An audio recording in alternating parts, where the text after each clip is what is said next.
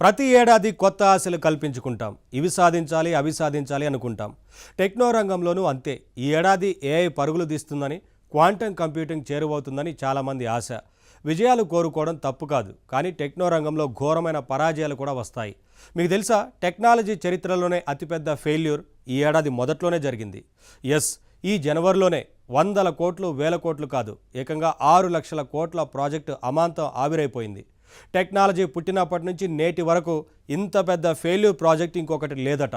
ఏంటా ఫెయిల్యూర్, ఏంటా ప్రాజెక్ట్ తెలుసుకుందామా?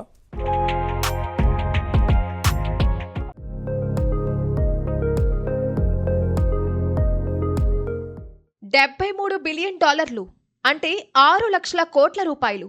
అదెంత పెద్ద సొమ్ము తెలుసా?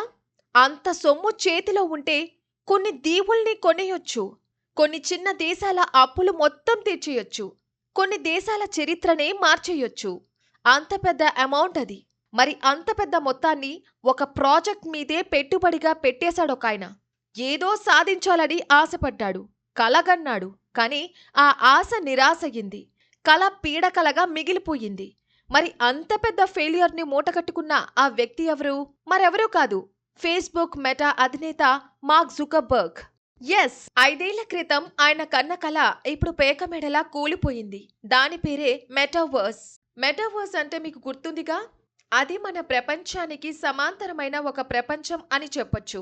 ఆ డిజిటల్ ప్రపంచంలో మనలాంటి మనుషులంతా వర్చువల్ గా పాల్గొనొచ్చు. ఒక రకంగా చెప్పాలంటే మనలో ఒక్కొక్కరు తమ తమ డిజిటల్ ఐడెంటిటీలు క్రియేట్ చేసుకుని కార్టూన్ బొమ్మల్లాగా మారిపోయి అక్కడ సంచరిస్తామన్నమాట.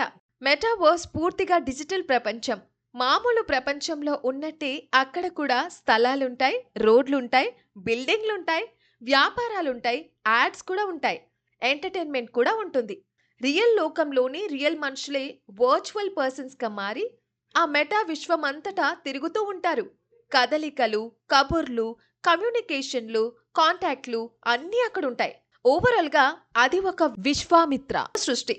మామూలు ప్రపంచానికి సమాంతరంగా టెక్నాలజీ సాయంతో సృష్టించిన మరో ప్రపంచం. మరి అంత పెద్ద ప్రపంచాన్ని సృష్టించాలంటే మామూలు పెట్టుబడి సరిపోదు కదా. అందుకే జుకర్బర్గ్ ఆ ప్రాజెక్ట్ మీద ఏకంగా $73 బిలియన్ ఖర్చు పెట్టారు.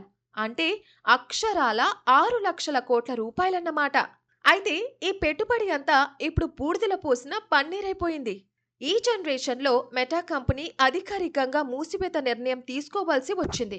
మెటావర్స్ ప్రాజెక్టులన్నిటి నుంచి మేము తప్పుకుంటున్నామంటూ మూసివేత విషయాన్ని చెప్పకనే చెప్పేసింది.